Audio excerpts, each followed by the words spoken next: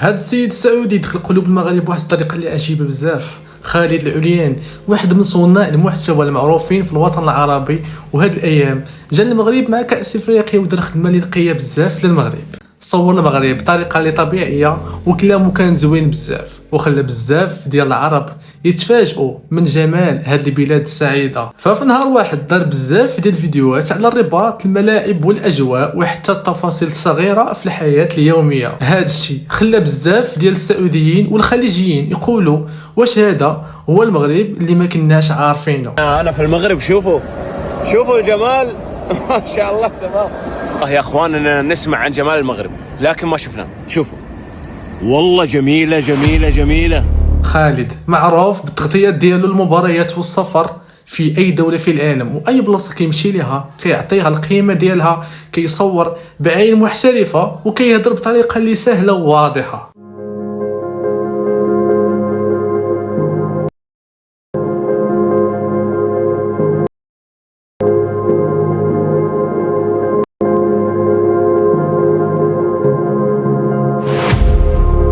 القصه اللي حبسات القلوب هي ملي كان دايز في ازقه الرباط ووصل عند واحد الطفل مغربي اللي سميتو يوسف بنينه، اللي على طريق الملعب. الطفل رشدو وهضر معاه ووراه الطريق اللي هي اسهل لملعب مولاي عبد الله، وعجبو الحال بزاف، فقرر يدير ليه هديه اللي صدمات بزاف ديال الناس.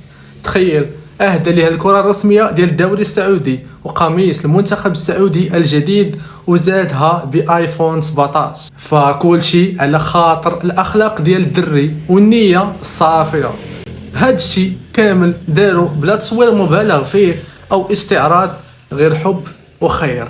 هذا التصرف خلى بزاف ديال المغاربه يكبروا به في قلوبهم، وخلى حتى العرب يشوفوا الوجه الحقيقي للشعب المغربي، الوجه اللي ما كانوش كيعرفوا علينا، شعب طيب ومحترم ومرحب بالجميع. بعد هاد الفيديوهات بزاف التعليقات كيقولوا ليه ان المغرب اجمل بكثير من داكشي اللي كانوا كيشوفوه ومن داكشي اللي كيتخيلوه.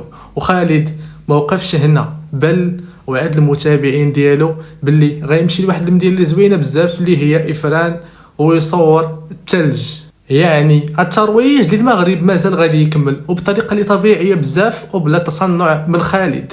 ففي ايام قليله دار خدمه كبيره للمغرب، احسن من بعض القنوات الكبيره اللي جات للمغرب. الاحترام واجب والخير كيوصل اكثر من اي سيناريو مصطنع.